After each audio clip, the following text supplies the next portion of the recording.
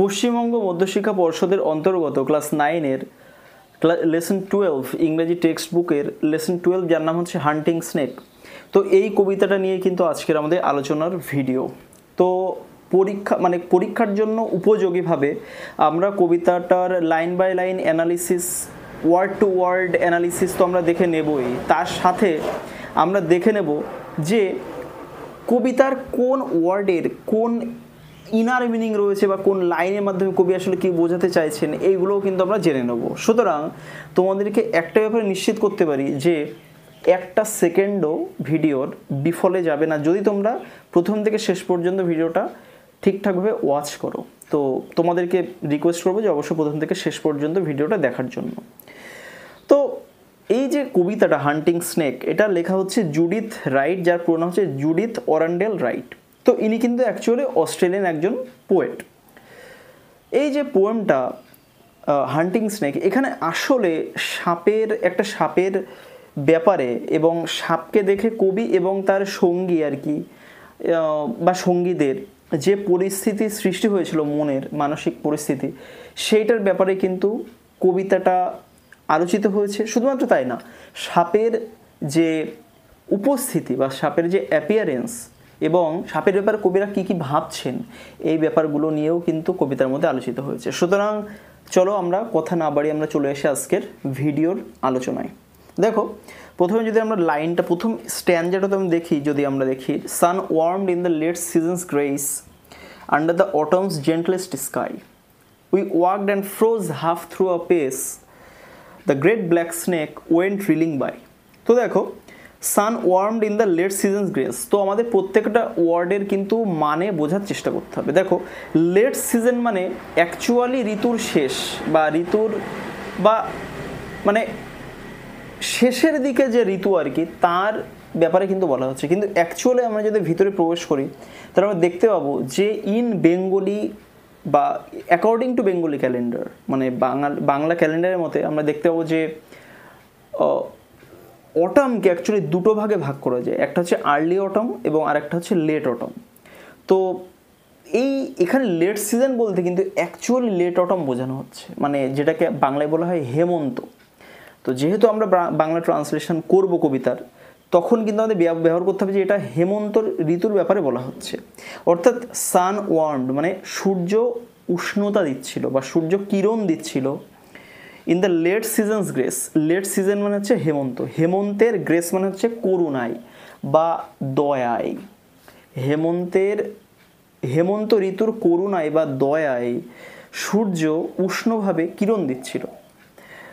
Under the autumn's gentlest sky, autumn মানে তোমরা এখান থেকে কিন্তু আমরা ক্লিয়ার হয়ে যাচ্ছি যে আসলে ওটা হেমন্ত মানে লেট অটম, কারণ নিচের লাইনে অটম কথাটা কিন্তু উল্লেখ রয়েছে। তাহলে অটমস জেন্টলেস্ট স্কাই অর্থাৎ শরতের যে শান্ততম, কেমন শান্ততম যে আকাশ, তার নিচে, আন্ডার তার নিচে, we walked and froze half through a pace, the great black snake went reeling by.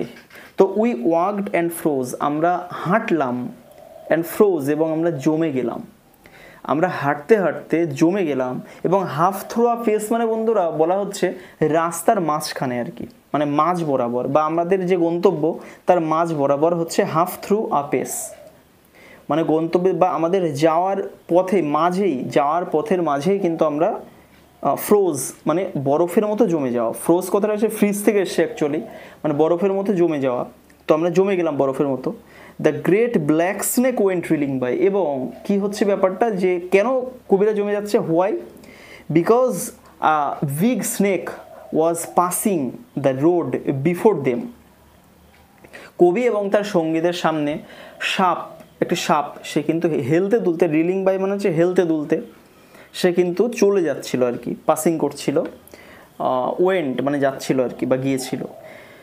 Head down, tongue flickering on the trail, he quested through the parting grass, sun glazed his scarfs of diamond scale, and we lost breath to see him pass. তাহলে আমরা এখানে দেখতে পাচ্ছি সাপের যে appearance, the appearance of the snake, the condition of the snake, how he was appearing in front of the poet and her companions.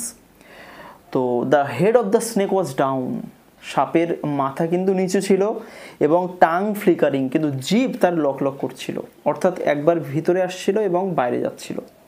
তো এরকম এটাকে ফ্লিকারিং বলা হচ্ছে। অ্যাকচুয়ালি ফ্লিকারিং মানে তো দপদপ করা, যেটা ওই কোনো একটা আগুন মানে ল্যাম্পের আগুন নিভে যাওয়ার আগে যেটা দপদপ করতে করতে করতে করতে নিভে যায়, তো ওটাকে ফ্লিকারিং বলা হয়। মানে তো সাপের জিভ তো আর ফ্লিকার করতে পারে না, মানে দপদপ করতে পারে না, তাহলে কি ওটা কিন্তু বাইরে যাচ্ছিল এবং ভিতরে ঢুকছিল আর কি ক্রমাগত। অন দ্য ট্রেল মানে হচ্ছে ম্যান মেড পথ,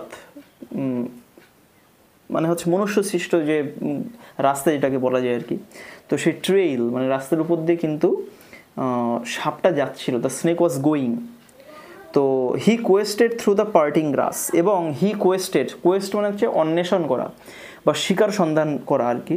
তো সে কিন্তু শিকার খুঁজছিল থ্রু মানে মধ্য দিয়ে দ্য পার্টিং গ্রাস, মানে ভাগ হয়ে যাওয়া ঘাস। বন্ধুরা, ভাগ হয়ে যাওয়া ঘাস বলতে এখানে কি বোঝানো হচ্ছে দেখো, ভালো করে খেয়াল করবে, দেখবে যখন যেহেতু আমরা গ্রামের মানুষ, আমি ধরে নিচ্ছি আমরা গ্রামের মানুষ বা যারা শহরের মানুষ, তারা কিন্তু ব্যাপারটা যদি ডিসকাস করে বুঝতে পারবে যে যখন গ্রামে ধানের জমি চারিদিকে ছড়িয়ে মানে থাকে আর কি, বিস্তৃত হয়ে থাকে, তো ধানের যে আলটা মানে যার উপর দিয়ে যাতায়াত করতে হয় বা রাস্তা যেটা আর কি, তো সেটা কিন্তু খুঁজে পাওয়া মুশকিল হয়, কারণ দুই দিকে মানে আলটার দুই দিকেই তো ধানের জমি, মানে ধানের জমিগুলো এভাবে ঝুঁকে থাকে পরস্পরের দিকে। এবার তোমার যদি আলের উপর দিয়ে যেতে হয় তাহলে কী হয়, দেখবে ধানগুলো কিন্তু ভাগ হয়ে যায়, মানে তুমি যখন ওর মধ্যেই যাচ্ছ বা তুমি ধরো তুমি কোনো একটা বন্য একটা অঞ্চলের মধ্য দিয়ে যাচ্ছ বা একটা বুনো জায়গা বা যেখানে আগাছা রয়েছে, তো তুমি যখন যাবে দেখবে আগাছাগুলো কী হবে, তোমার যাওয়ার পথে ভাগ হয়ে যাবে, তারপর আবার তুমি যাওয়ার পরে যখন লেগে যাবে আর কি।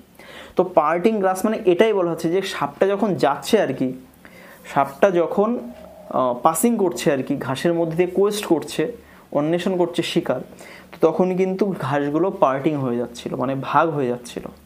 এবং সাপ যেহেতু একটা লম্বা প্রাণী, তাই এটা ভালো বোঝা যাবে। মানুষ তো দাঁড়ালে একেবারে সামান্য মানুষের যে প্রস্থ আর কি বা মানুষের যে আয়তনটা আর কি সেটা তো কম, কিন্তু সাপ তো বড় লম্বা, তাহলে ও যেখান দিয়ে যাবে টোটাল ঘাসটাই কিন্তু এরকম ভাগ হয়ে যাবে, এবং দূর থেকে বোঝা যায় এইভাবেই যে ওখানে সাপ থাকতে পারে। তো sun glazed his curves of diamond scale, এবং ডায়মন্ড স্কেল মানে দেখো বন্ধুরা, সাপের যে মানে স্কেল মানে হচ্ছে এখানে অ্যাকচুয়ালি রুল টানা স্কেল নয়, খাতায় যা দিয়ে আমরা দাগ টানি, এখানে স্কেল মানে হচ্ছে আঁশ, মাছের আঁশ ইংরাজিও কিন্তু স্কেল। তো এই যে আঁশগুলোকে ডায়মন্ড, ওগুলো নাকি হীরের মতো আকৃতি বিশিষ্ট। তো এবং কি সান গ্লেজড মানে এখানে সান মানে কিন্তু নট দ্য সান ইটসেলফ, মানে সূর্য না, এখানে সান মানে হচ্ছে the light off the sun, মানে সূর্যের আলো বা রোদ্দুর। তো রৌদ্র কি গ্লেজড মানে হচ্ছে মানে উজ্জ্বল করে তুলছিল বা প্রজ্বলিত করে তুলছিল কি হিজ কার্ভস মানে হচ্ছে বক্রপথ। মানে আমরা যদি অ্যাকচুয়ালি সাপ ছাড়াও আমরা যদি বিভিন্ন আঁশযুক্ত প্রাণীদের দেখি, তাহলে মানে বিশেষ করে মাছগুলো যদি আমরা দেখতে পাই যে মাছের যে আঁশগুলো থাকে, আঁশের যে জায়গাটা শেষ হয় আঁশ, ওই যে একটা বক্র রেখা সৃষ্টি হয় এবং ওখানে কিন্তু একটা আলাদা রং থাকে আর কি, কালো রং মতো আর কি। তো এটাকে অ্যাকচুয়ালি কার্ভস বলা হচ্ছে, মানে বলা হচ্ছে সাপের যে হীরের মতো আঁশের ফলে যে বক্ররেখা তৈরি হয় তার দেহের উপরে, তার উপর ওই বক্ররেখার উপরে সূর্য কিরণ দিচ্ছিল বা সূর্যের আলো কিন্তু মানে প্রজ্বলিত হচ্ছিল বা আলোকিত হচ্ছিল বা বিকৃত হচ্ছিল ওর এই বক্ররেখা, আঁশের বক্ররেখার উপর দিয়ে বা আঁশের বক্ররেখাতে।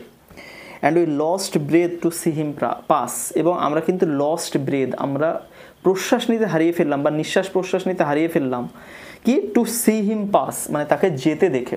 অর্থাৎ the poet and her companions witnessed the snake to go, so they froze and stop their journey, মানে তারা কিন্তু তাদের যাত্রাও কিন্তু থামিয়ে দিয়েছে সাপকে যেতে দেখে। Because we all know that কে না ভয় পায় সাপকে, কে না ভয় পায়, সবাই, এভরিবডি ফিয়ার্স দ্য স্নেক। তো এখানে কিন্তু এটাই বলা হচ্ছে। এবং কি হোয়াট ট্র্যাক হি ফলোড, কোন পথ সে, এখানে কিন্তু বন্ধুরা আমরা দেখতে পাচ্ছি যে কবি তিনি সাপের ব্যাপারে অভিভূত হয়ে যাচ্ছেন বা সাপের ব্যাপারে তিনি ভাবছেন, তিনি ভয়ে ভীত হয়ে উঠছেন এবং তিনি তার মনে বেশ কিছু প্রশ্ন জেগে উঠছে, কারণ স্বাভাবিক ব্যাপার কবি। তো হোয়াট ট্র্যাক হি ফলোড, অর্থাৎ কোন পথ যে অনুসরণ করে এখানে আসলো, কবি ভাবছেন। হোয়াট ট্র্যাক মানে হচ্ছে রাজপথ আর কি, what small food fled living from his fierce intent. তাহলে হোয়াট স্মল ফুড, কোন ছোট্ট খাবার, কোন ক্ষুদ্র খাবার, হ্যাঁ, বা কোন ক্ষুদ্র শিকার, ফ্লেড লিভিং, ফ্লেড মানে পালিয়ে যেতে পারলো, লিভিং মানে বেঁচে পালাতে পারলো, কি, from his fierce intent. Fierce মানে হচ্ছে হিংস্র, ইন্টেন্ট মানে মানসিকতা। সাপের যে হিংস্র মানসিকতা, খেয়ে নেওয়ার, ব্যাং ট্যাং যা পায় তারা আমরা জানি যে খেয়ে নেয় আর কি। তো কবি ভাবছেন যে কোন, মানে সাপটা তো যাত্রাপথে বিচরণ করছে, তো সব যাদের সাপ টার্গেট করে তারা তো আর সাপ তো সবাইকে খেতে পারে না, কেউ কেউ আছে চালাক, তারা সহজে সাপকে ধরা দেয় না। তো কবি ভাবছেন যে কোন ক্ষুদ্র খাবার যে বেঁচে ফিরল ওর হিংস্র মানসিকতা থেকে। উই স্কার্সলি মানে হচ্ছে কোনো মতে, বন্ধুরা কোনো মতে, মানে ভাবছি না এরকম একটা ব্যাপার। আচ্ছা, কেন এটা কোনো মতে, কেন scarcely? Why does the poet use the word scarcely? Because the poet and her companions was in a dilemma, and when they are watching the snake, their sense was losing, মানে তাদের যে জ্ঞানটা বা যে সেন্সে কোনো কাজ করছিল না। ভয়ে, আমরা জানি যে ভয়ের সময় আমাদের নাকি সিক্স সেন্স কাজ করে আর কি, সবসময় এটা হয় না, সেটা আলাদা ব্যাপার আর কি। কিন্তু মানে সাপটাকে দেখে কিন্তু ওদের কোনো কাজ করছে না মনে বা মাথায়, এবং ওরা একবার দেখছে, একবার সাপের ব্যাপারে ভাবছে, আবার সাপের যে জীবটা বেরিয়ে আসে এবং ভিতরে ঢুকে যাওয়া, এইসব দেখে কিন্তু তাদের মনে ভয়েরও সঞ্চার হচ্ছে। তো সেই জন্য কবি বলছেন যে কোনো মতে আমরা ভাবলাম না যে কোন রাস্তা দিয়ে যে সে আসলো এবং কোন খাবার যে পালিয়ে বাঁচলো। তো উই স্কার্সলি থট, আমরা কোনো মতে ভাবলাম, স্টিল অ্যাজ উই স্টুড, এবং স্টিল মানে তখনও পর্যন্ত, অ্যাজ উই স্টুড মানে আমরা কিন্তু পাথরের মতো দাঁড়িয়েছিলাম, হ্যাঁ, এবং our eyes went with him as he went, এবং যদিও মানে কবি এখানে অ্যাকচুয়ালি এটাই বলতে চাইছেন যে আমাদের বডি তো মানে একেবারে পাথরের মতো হয়ে গেছে, ওকে দেখতে পেয়ে, সাপকে দেখতে পেয়ে পাথরের মতো হয়ে গেছে, কিন্তু তাদের চোখগুলো কিন্তু থেমেছিল না। চোখগুলো সাপ যেই দিকে চলে যাচ্ছিল, যেই দিকে যাচ্ছিল তাদের চোখও কিন্তু সেই দিকে যাচ্ছিল। বন্ধুরা, এটা অ্যাকচুয়ালি একটা সাইকোলজিক্যাল ব্যাপার, আমি একটুখানি ডিসকাস করে দিই। মানে আমার নিজের মা আর কি, মানে তিনি সাপকে খুব ভয় পান, এবং তিনি আমাদের ঘরে যদি কখনো সাপটা বাই চান্স যদি প্রবেশ করে, আমাদের গ্রাম্য এলাকায় বাড়ি আর কি, তো যদি কখনো প্রবেশ করে তো তখন কি হয়, আমার মা কিন্তু সেই সাপটাকে তাড়ানোর সময় পুঙ্খানুপুঙ্খভাবে কিন্তু খেয়াল করে যে সাপটা কত দূর গেল, কোন দিকে চলে গেল, ঘরের থেকে আদৌ বেরোলো কি না। তাহলে কী হবে, পরবর্তীকালে যখন আমরা ঘরে ঢুকবো তখন আমাদের আর ভয়টা থাকবে না যে এই ঘরের মধ্যে আদৌ সাপ আছে কি না। তোমরা নিশ্চয় বুঝতে পারছো যে দেখবে যে ধরো কোনো একটা ঝোপের মধ্যে সাপ প্রবেশ করলো, তোমার কিন্তু সেই ঝোপটার পাশ দিয়ে পাসিং করতে তোমার ভয় লাগবে, কারণ তুমি ভাববে যে হয়তো সাপটা বেরিয়ে এসে আমাকে কামড়ে দিল। তো এই যে ব্যাপারটা, এবার তুমি যখন জানতে পারছো ঝোপের মধ্যে সাপ নেই, তখন কিন্তু তুমি নির্ভয়ে ঝোপের পাশ দিয়ে যাতায়াত করতে পারবে। তো এই সাইকোলজিক্যাল ব্যাপারটা কিন্তু এখানে বলা হচ্ছে যে কবিদের চোখ কিন্তু সাপ যেদিকে যাচ্ছে ওই দিকেই চলে যাচ্ছে, মানে সাপটা চলে যাওয়ার পরে কিন্তু তারা আবার they would continue their journey, মানে তারা আবার তাদের যাত্রাটা কিন্তু চালিয়ে যাবে আর কি। তো সেজন্য বলেছে our eyes went with him as he went, অর্থাৎ হি বলতে দ্য স্নেক ইটসেলফ, মানে সাপ যেই দিকে, এবং এখানে কিন্তু আমরা দেখতে পাচ্ছি পার্সনিফিকেশন করা হয়েছে, ব্যক্তিত্ব আরোপ করা হয়েছে। সাপ কিন্তু মোটেও মানুষ না, কিন্তু তাকে হি বলা হচ্ছে। এখানে আমরা দেখতে পাচ্ছি সাপের উপরে কিন্তু ব্যক্তিত্ব আরোপ করা হয়েছে, এবং আমরা খেয়াল করতে পারছি সাপ যেহেতু একটা হিংস্র মানসিকতা সম্পন্ন প্রাণী, তাই কবি কিন্তু এখানে সি ইউজ করতে পারতেন সাপের জন্য, কিন্তু তিনি হি ইউজ করছেন। কারণ কি, আমরা জানি যে পুরুষরা একটু কিন্তু রাফ হয়, একটু রাগী হয় বেশি, একটু লড়াকু বেশি হয়, সেই জন্য কিন্তু সাপের যে ফোসফোসানি এইগুলো থেকে কবি তাকে পুরুষের সঙ্গে তুলনা করেই কিন্তু তাকে হি বলছেন আর কি। তো অ্যাজ হি ওয়েন্ট মানে যেদিকে তারা গেল, মানে সে গেল আর কি, আমাদের চোখও কিন্তু সেই দিকে তাকে অনুসরণ করলো। কোল্ড, এবং এখন আমরা দেখতে পাবো স্ট্যান্ডে, লাস্ট স্ট্যান্ডে আমরা দেখতে পাবো যে তার সাপের চলে যাওয়াটা নিয়ে কবির মনে কত রকমের বর্ণনা আর কি। তো কোল্ড, ডার্ক অ্যান্ড স্প্লেন্ডিড হি ওয়াজ গন।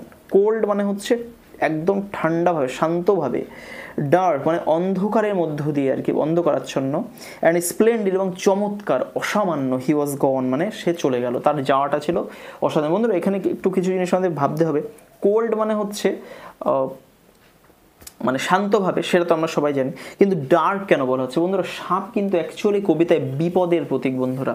আর তোমরা এতদূর পড়ে নিশ্চয়ই এটা বুঝতে পারছো, এখানে কিন্তু এক্স্যাক্টলি সাপের ব্যাপার, মানে সাপের মাধ্যমে কবি কিন্তু আমাদের জীবনে বিপদের যে ব্যাপারটা সেটাকে আমাদের বোঝাচ্ছেন, যে বিপদ যখন আমাদের জীবনে আসে, when danger comes in our life becomes stand still, মানে আমাদের জীবন কিন্তু পুরো একদম থমথমিয়ে মেরে যায় আর কি, এবং আমাদের মাথায় কাজ করে না যে আমরা কি করব কি না করব আর কি, এবং আমরা কিন্তু অপেক্ষা করতে থাকি যে কখন বিপদ আমাদের জীবন থেকে যাবে, এবং বিপদ যাওয়ার পরে কি ফিলিংসটা আমাদের তৈরি হয় সেটা আমরা একটু পরে দেখতে পাবো অ্যাকচুয়ালি। তো মানে সাপের মাধ্যমে কিন্তু এখানে বিপদকে বোঝানো হচ্ছে, এবং এই যে হেড ডাউন মানে মাথা নিচু, বিপদ কিন্তু একেবারে সেই সূঁচ হয়ে ঢোকে ফাল হয়ে যাওয়ার মতো একটা ব্যাপার। যে কোনো বিপদ আসে খুব সিম্পলভাবে, কিন্তু যাই একেবারে আমাদের জীবনটা লণ্ডভণ্ড করে দিয়ে। তো এখানে এটাই, এবং এই যে মানে ঘাসের মধ্য দিয়ে সে যে খুঁজে বেড়ায় আর কি সাপের, তো বিপদও কিন্তু মানে এখানে এটাই বলা হচ্ছে যে বিপদ কিন্তু আমাদের জীবনে কখনো জানিয়ে আসে না, বিপদ হঠাৎ করে আমাদের জীবনে কিন্তু হানা দেয়। পুরো সাপের মাধ্যমে, দ্য স্নেকের মাধ্যমে কিন্তু কবি এই বিপদের আশঙ্কাটা আমাদেরকে বোঝাচ্ছেন। তো বাদ বাকি কথা আমরা একটু পরে দেখতে পাবো। তো কোল্ড ডার্ক অ্যান্ড স্প্লেন্ডিড হি ওয়াজ গন, মানে শান্ত মানে ঠান্ডা একেবারে আর কি অন্ধকারাচ্ছন্ন, এবং কি স্প্লেন্ডিড মানে চমৎকার হয়ে সে চলে গেল। বন্ধুরা এখানে অ্যাকচুয়ালি অন্ধকারাচ্ছন্ন এই কারণে বলা হচ্ছে যে যখন মানে বিপদ যেটা আর কি সে কিন্তু অন্ধকারই হয়, মানে বিপদ কিন্তু কখনো শুভ ব্যাপার হয় না, মানে বিপদের সিম্বল কিন্তু কখনো হোয়াইট হতে পারে না, অবশ্যই ব্ল্যাক হবে, কারণ বিপদ মানে আমাদের জীবনে দুঃখের সঞ্চার ঘটায়, আমাদের জীবনে সমস্যার সৃষ্টি করে, সমস্যাকে ডেকে নিয়ে আসে।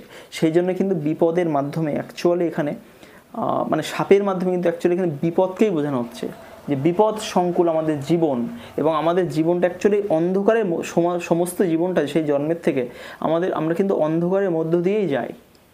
তো এই দিক থেকে বলা গেলে আবার সাপটাকে কিন্তু আবার আমাদের জীবনের সঙ্গে তুলনা করা হচ্ছে। এবার এক্স্যাক্টলি কবি কিসের কারণে লিখছেন সেটা কিন্তু কবি এক্স্যাক্টলি জানেন, কিন্তু আমরা যেহেতু সাহিত্য নিয়ে আলোচনা করছি, তো আমাদেরকে এগুলো আইডিয়া করতে হবে যে এই সাপের মাধ্যমে কবি আসলে কোন কোন ব্যাপারগুলোকে মেলে ধরতে চান বা চাইতে পারেন বলে মনে হয়। তো হি ওয়াজ গন মানে সে চলে গেল into the grass that hid his prey. Grass মানে হচ্ছে ঘাস, তাহলে কোথায় চলে যাচ্ছে সাপটা, কোথায় চলে যাচ্ছে? ইনটু দ্য গ্রাস মানে সেই ঘাসের মধ্যে, দ্যাট হিড হিজ প্রে যেটা কিনা তার প্রে মানে হচ্ছে শিকার, প্রে মানে হচ্ছে শিকার, প্রে মানে কিন্তু প্রার্থনা নয়, সেই প্রে মানে ইংরেজি হচ্ছে সেই প্রে মানে স্পেলিং হচ্ছে PRAY মানে প্রার্থনা করে, এখানে কিন্তু PREY প্রে মানে শিকার করা, যা খেয়ে পশুরা বেঁচে থাকে বা অন্য প্রাণীরা বেঁচে থাকে আর কি, তো এটাই হচ্ছে শিকার।